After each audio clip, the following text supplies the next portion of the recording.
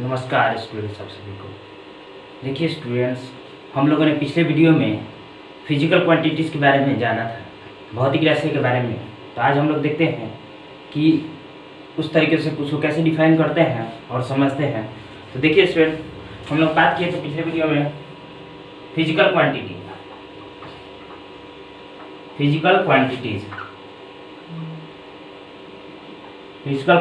के बारे में बात कर रहे थे। इसको हम लोग बोलते हैं भौतिक राशि, भौतिक राशियाँ के नाम से जानते हैं फिजिकल क्वांटिटी।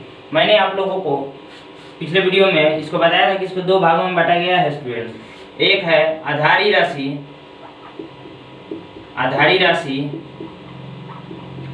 तो दूसरा है व्युत्पन्न राशि। मैंने बताया था इसको हम लोग बोलते हैं बेसिक क्वांटिटी,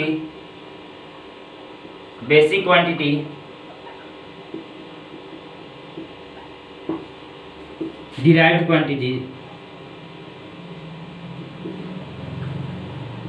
क्वांटिटीज,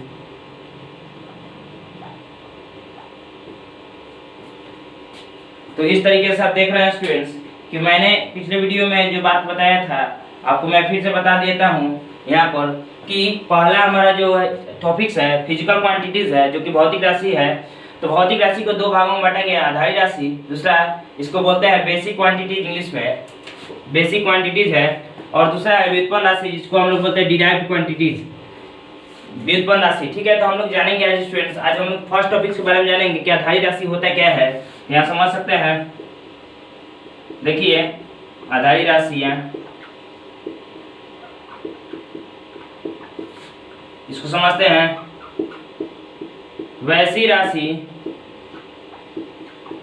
जो स्वतंत्र मानी जाती हैं तथा जिन्हें व्यक्त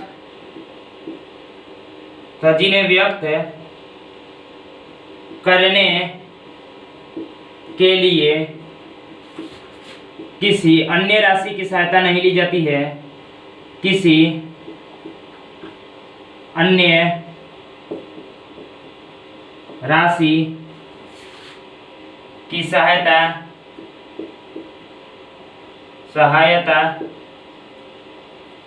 यानी लिखेंगे, देखिए सहायता नहीं ली जाती है,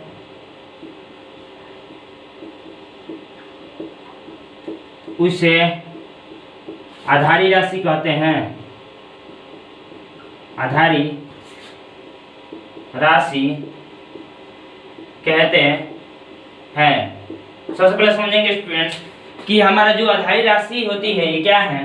तो आधारी राशि वैसी राशि जो स्वतंत्र रूप से मानी जाती है तथा जिन्हें व्यक्त करने के लिए किसी अन्य राशि की सहायता नहीं ली जाती है, उसे आधारी राशि कहते हैं। जैसे कि हम आपको बात बता दें स्टूडेंट्स, आधारी राशि के बारे में अगर हम बात करते हैं तो इसमें हम बता दें, इसमें हो सकता है जैसे यहाँ पर समझ सकते हैं, जैसे लंबाई, द्रव्यमान, समय इत्यादि। इस तरीके का ये सभी आधारी राशि है। इन्हें व्यक्त करने के लिए किसी अन्य राशि की सहायता नहीं ली जाती स्टूडेंट्स। तो आप इसको ध्यान रखिएगा कि अगर आपसे कोई पूछता है कि आधारी राशि क्या है तो आप इसको डिफिनेशन इस तरीके से दे सकते हैं, वैसी राशि जो स्वतंत्र मानी जाती है। स्वतंत्र का मतलब फ्री है पूरी तरीके से, इस पर किसी प्रकार कोई राशि की जरूरत नहीं पड़ती इसको फाइंड करने के लिए, तो हम बस मानी जाती है। तथा जिन्हें व्यक्त करने के लिए, यहाँ समझ लीजिए, व्यक्त उतार लीजिएगा, जिन्हें व्यक्त करने के लिए किसी अन्य राशि की सहायता नहीं ली जाती है उसे आधारी राशि कहते हैं। जैसे लंबाई, द्रव्यमान, समय इत्यादि। इस तरीके का ये हो गया। अब हम लोग बात करेंगे इसके पार्ट्स के बारे में, बात करेंगे कि कितने भागों में इसको बांटा, कितने वर्गों में बांटा गया है। तो पहले आप इसको नोट कीजिए, फिर मैं बताता हूँ।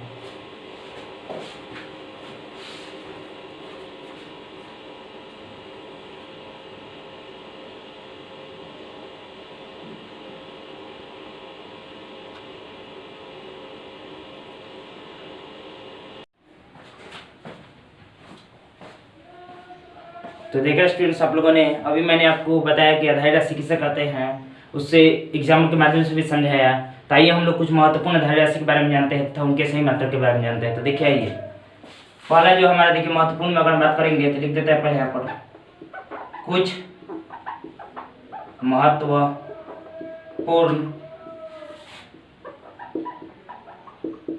आधारी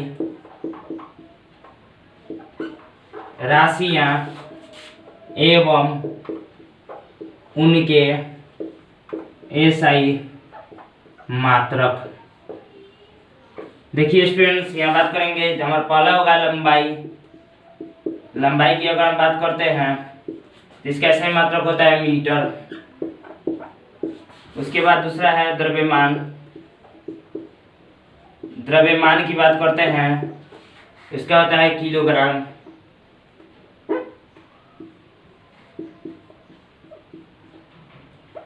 यहाँ ध्यान दीजिएगा स्टूडेंट्स, किलोग्राम।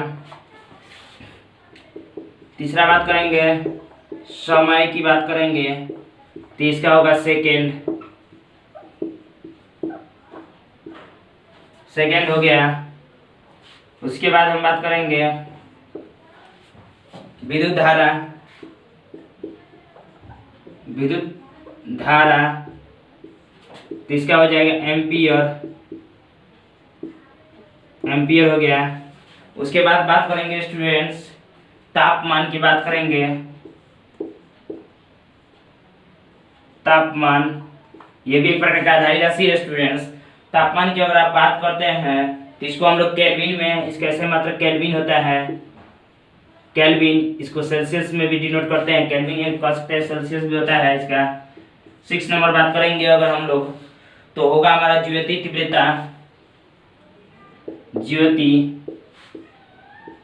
तीव्रता, ज्योति तीव्रता होगा। ज्योति तीव्रता, तो ज्योति तीव्रता के बारे में जानेंगे तो इसको कैंडेला, इसको कैंडेला द्वारा सूचित करते हैं। कैंडेला, इसका सही मात्रक होता है। उसके बाद बात करेंगे 7 नंबर पदार्थ का परिमाण। पदार्थ का परिमाण तो इसको मोल में हम लोग सूचित करते हैं। मोल, ये मोल है, इसके सही मात्रक क्या होता है मोल। तो देखिए स्टूडेंट्स, ये जो है 7 हमारे जो दिए गए हैं ये बहुत ही महत्वपूर्ण आधारी राशियां हैं जिनके एसआई मात्रक मैंने आप लोगों के सामने यहाँ लिख दिया है। इन सभी को दोनों को आपको बेहतर तरीके से याद रखना होगा। ये फुली बेसिक कॉन्सेप्ट है स्टूडेंट्स, ये काफी महत्वपूर्ण होगा आपके लिए, ये जानना होगा। क्योंकि आधारी लंबाई जो होती है हमारी एक आधारी राशि है, तो इसको ज्ञात करने के लिए हमें मीटर में उसको ज्ञात करते हैं मीटर में, द्रव्यमान को किलोग्राम में, समय को सेकेंड में और विद्युत धारा को एम्पियर में, तापमान को केल्विन या सेल्सियस में होता है और ज्योति तीव्रता को कैंडेला में, पदार्थ का परिमाण किसी अगर पदार्थ की बात करते हैं, मेटल की बात करेंगे तो उसको हम लोग मोल में उसके ऐसे मात्रा से लिखते हैं। तो इस तरीके से हो गया। अब हम लोग इसके बाद बात करेंगे व्युत्पन्न राशि के बारे में, जानेंगे कि व्युत्पन्न राशि होता क्या है। इसको आइए समझते हैं। सबसे पहले इसको मिटा देते हैं।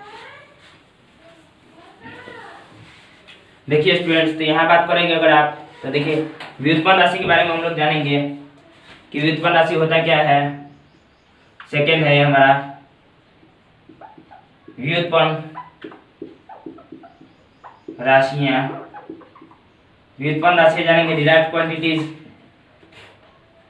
इसको बोलेंगे इंग्लिश में डिराइव्ड क्वांटिटीज। डिराइव्ड क्वांटिटीज होगा। यहाँ पे देखिए इसको समझते हैं व्युत्पन्न राशि किसे कहते हैं, इसको सबसे पहले समझेंगे स्टूडेंट्स। ये काफी महत्वपूर्ण है स्टूडेंट्स, इसको थोड़ा ध्यान दीजिएगा। तो देखिए बोल सकते हैं वे राशियां जो आधारी राशि के पदों में व्यक्त की जाती हैं। पदों में व्यक्त की जाती हैं।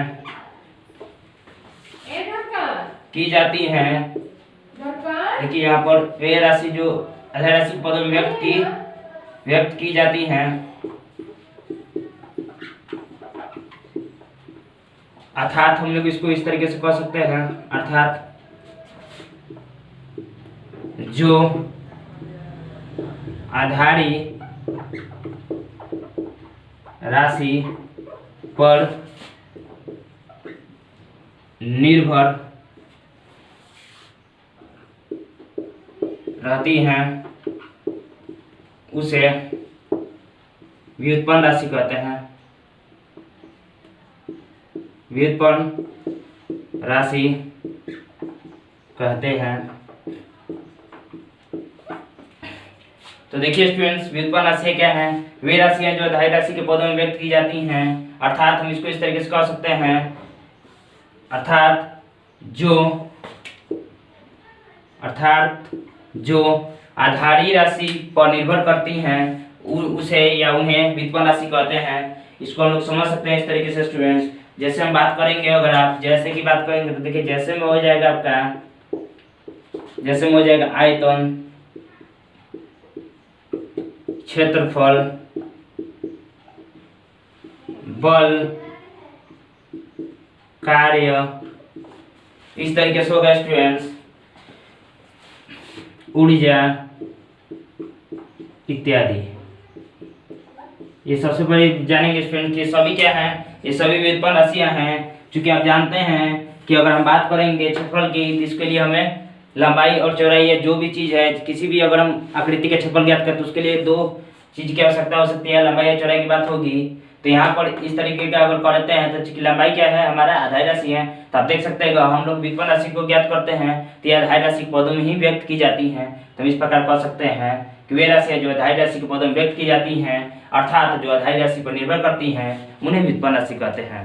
ठीक है, तो आप इसको नोट कर लीजिए। फिर हम लोग आज यूनिट्स के बारे में जानेंगे कि मात्रक क्या है हमारा, इसको नोट कीजिए। नोट हो गया स्टूडेंट्स? देखिए मिटाते हैं इसको। आज हम लोग जानेंगे यूनिट्स के बारे में जानेंगे। यूनिट क्या होता है सबसे पहले जानेंगे। यहाँ पर देखिए यूनिट के बारे में जानेंगे। मात्रक, व्हाट इज यूनिट्स? यूनिट्स क्या है, मात्रक क्या है? तो देखिए यहाँ बात समझिएगा। अगर मात्रक की बात करते हैं तो इसका परिभाषा हम लोग इस तरीके से दे सकते हैं, किसी भी राशि को मापने के लिए कुछ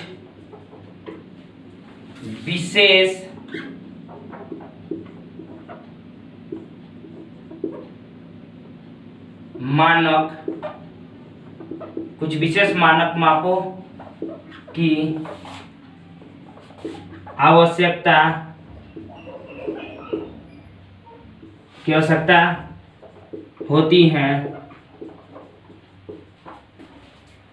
होती हैं जिसे मात्रक कहते हैं।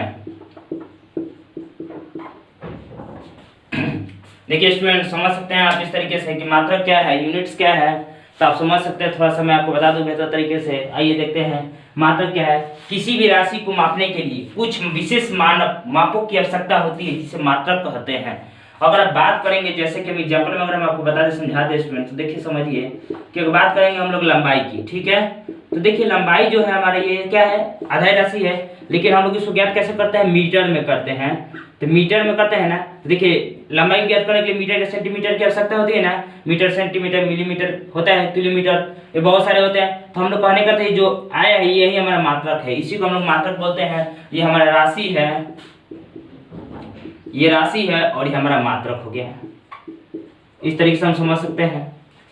ठीक है, तो इस तरीके से आप समझ सकते हैं। जैसे मान लीजिए कोई व्यक्ति यहाँ खड़ा हुआ है और यहाँ पर ये पोजीशन है हमारा, ये व्यक्ति यहाँ से यहाँ तक पहुँचता है, तो इसके लिए जाने में इसको लगता है 10 मिनट लग गया। मान लीजिए इसको 10 मिनट लग गया, तो आप इस तरीके से बोल सकते हैं 10 जो 10 है ये हमारा राशि हो जाएगा, और ये मिनट जो है हमारा क्या हो जाएगा, ये आपका मात्रक हो गया। क्योंकि हमने समय को किस में मापा, मिनट में, सेकंड में, आवर में बात करेंगे, वो सभी क्या हो जाएंगे, मात्रक हो जाएंगे। तो इस तरीके से आप समझ सकते हैं स्टूडेंट, इसको नोट कर लीजिए। फिर हम लोग बात करेंगे कि मात्रक के प्रकार के बारे में जानेंगे। तो देखिए स्टूडेंट्स, इसके बाद हम लोग जानते हैं कि मात्रक कितने प्रकार होते हैं। मात्रक प्रकार के बारे में हम लोग जानते हैं। यहाँ पर देखिए, अगर बात करेंगे यहाँ पर तो देखिए मात्रक जो होते हैं, जैसे कि हम बताए हैं कि राशि कितने प्रकार के होते हैं, तो 2 प्रकार के होते हैं, आधारी राशि, व्युत्पन्न राशि। उसी तरह का मात्रक के भी 2 प्रकार होते हैं, 2 टाइप्स होते हैं। There are 2 types of units. First होता है आपका बेसिक यूनिट्स, आधारी मात्रक, और दूसरा होगा व्युत्पन्न मात्रक। व्युत्पन्न मात्रक, इसको हम लोग बोलते हैं बेसिक यूनिट। बेसिक यूनिट्स, इसको बोलते हैं डिराइव्ड यूनिट्स।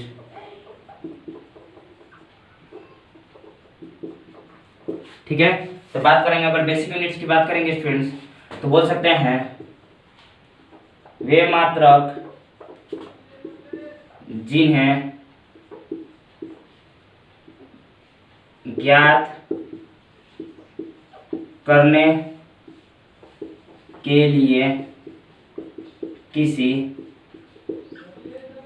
अन्य मात्रक की सहायता, किसी अन्य मात्रक की सहायता नहीं ली जाती है, नहीं ली जाती हैं,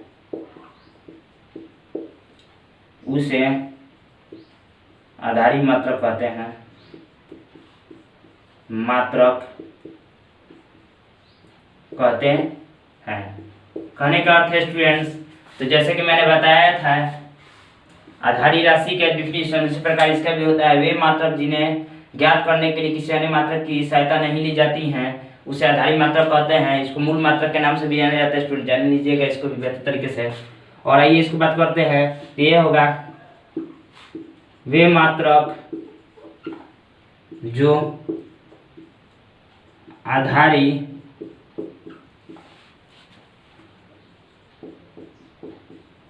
मात्रक पर निर्भर करता है,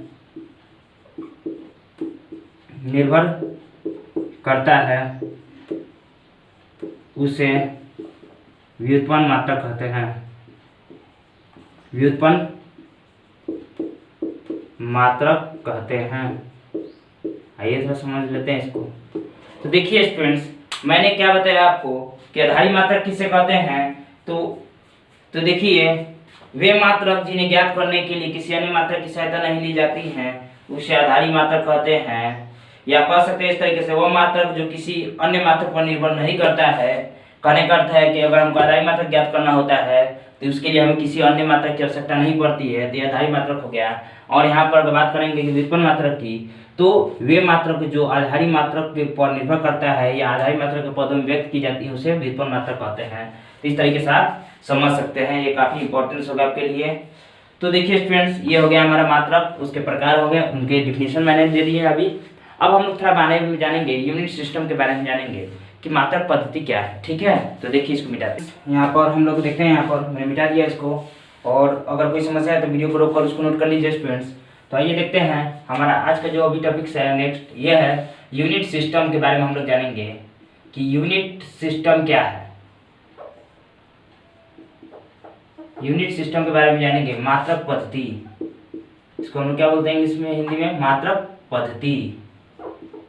मात्रक पद्धति के बारे में हम लोग जानेंगे। ठीक है स्टूडेंट्स, यहाँ समझिएगा मात्रक पद्धति क्या है हमारे जानेंगे। सबसे पहले यूनिट सिस्टम, तो इसको समझने के लिए मैं आपको बता दूं कि मात्रक पद्धति क्या होता है। तो हम इसको इस तरीके से बोल सकते हैं, सभी प्रकार की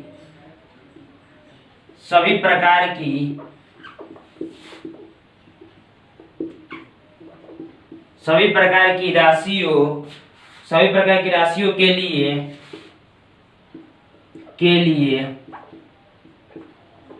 मात्रकों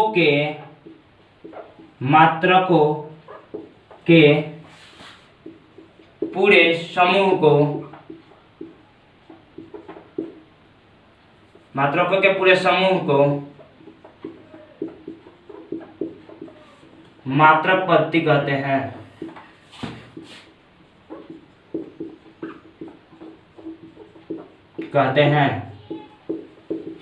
समझिएगा स्टूडेंट्स, यहाँ पर मात्रक पद्धति क्या है, तो हम बोल सकते हैं सभी प्रकार की राशियों के लिए मात्रकों के पूरे समूह को मात्रक पद्धति कहते हैं। यहाँ पर सभी प्रकार की राशियों के लिए मात्रकों के पूरे समूह को मात्रक पद्धति कहते हैं। मात्रक पद्धति यूनिट सिस्टम जानेंगे। मात्रक पद्धति होता क्या है, इसको किस तरह से समझते हैं, तो सबसे पहले मैं आपको बता दूं कि इसमें देखिए पूरे विश्व में आधारी मात्रकों की कई पद्धतियां प्रचलित हैं। ठीक है, कहने का अर्थ पूरे विश्व की बात करेंगे तो आधारी राशि की मात्रक की बहुत सारी पद्धतियां प्रचलित हैं, लेकिन उनमें से कुछ पद्धतियां हैं जिनको मैं अभी बता देता हूं। जैसे कि इनमें से कुछ हैं प्रमुख निम्नलिखित है। यहाँ पर FPS, CGS, थर्ड है हमारा MKS। इस तरीके से जानेंगे स्टूडेंट्स। पहला हमारा FPS है, दूसरा है CGS और तीसरा हमारा है MKS। इस तरीके से जानेंगे। ये काफी इंपॉर्टेंस होगा स्टूडेंट्स, इसको जानना बहुत ही जरूरी चीज है। इसको हम लोग बोलते हैं FPS का मतलब foot pound second, CGS centimetre gram second, metre kilogram second. इस तरीके से हम बोल सकते हैं। इसके बारे में, इस टॉपिक्स के बारे में हम लोग कल चर्चा करेंगे। आज के लिए हम लोग इतना ही रहने देते हैं और आप हमारे वीडियो से जुड़े और अधिक से अधिक बच्चों को जोड़ें ताकि हमारे वीडियो के माध्यम से लाभ उठा सकें। आप कोई भी क्लास को हो, 9th से लेकर 12th लेवल तक की फिजिक्स की बात हमारे क्लास में होगी, तो आप हमारे साथ बने रहें और हमारे वीडियो के साथ आनंद उठाते रहें स्टूडेंट्स। फिर मैं मिलूंगा कल के अपने नेक्स्ट वीडियो में, तब तक के लिए मैं चलता हूँ। जय हिंद।